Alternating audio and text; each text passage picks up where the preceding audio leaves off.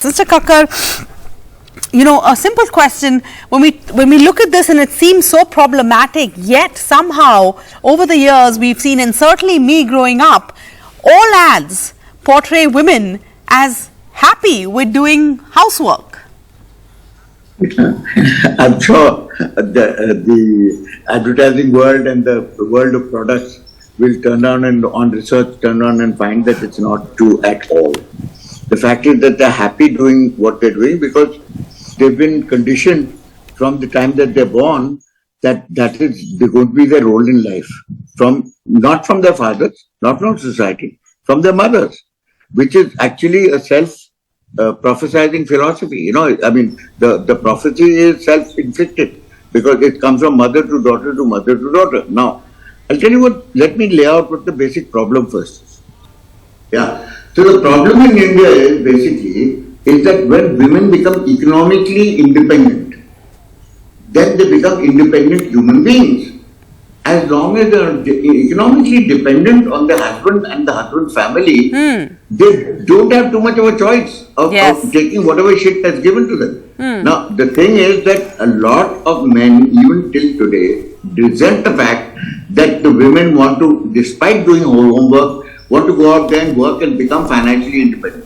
Correct. They resent it because they feel that the moment a woman becomes financially independent, she's going to turn around and question them as to why. And nobody wants that to happen. Fascinating. Because when they start questioning them why should I do this? And why should you take this money and spend it here? I would much rather you spend it here. Then that becomes a revolt in the house. As far as patriarchal societies are concerned, because women are supposed to be seen, not heard. Right?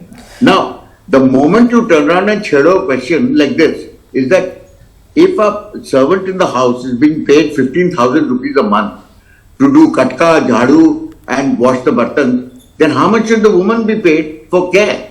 For looking after the children, for looking after the husband, for supervising the house and running it efficiently like a manager. Yeah. So she should be paid at least 25,000 rupees a month, minimum. Okay, so a very important point you're raising. The system works. What does this mean for managers? Often women are confined to housework by their husbands and their family, that is the in-laws. And in the case, I beg your pardon, I'm down with a bit of a flu.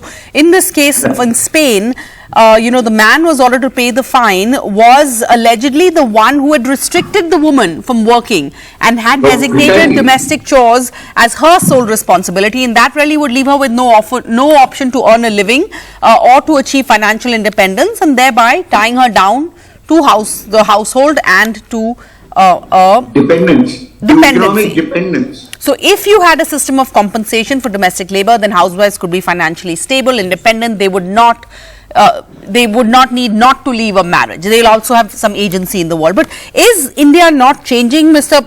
Kakkar? I'm going to ask you this because I want to just play this clip that we have of this aerial ad. But that said, only in metros, only in big cities. Okay. And that also very minuscule amount. I've known girls who, when they get married, one of the conditions that the in-laws and the husband sets for them is they will not work after marriage, especially if they're working very successfully.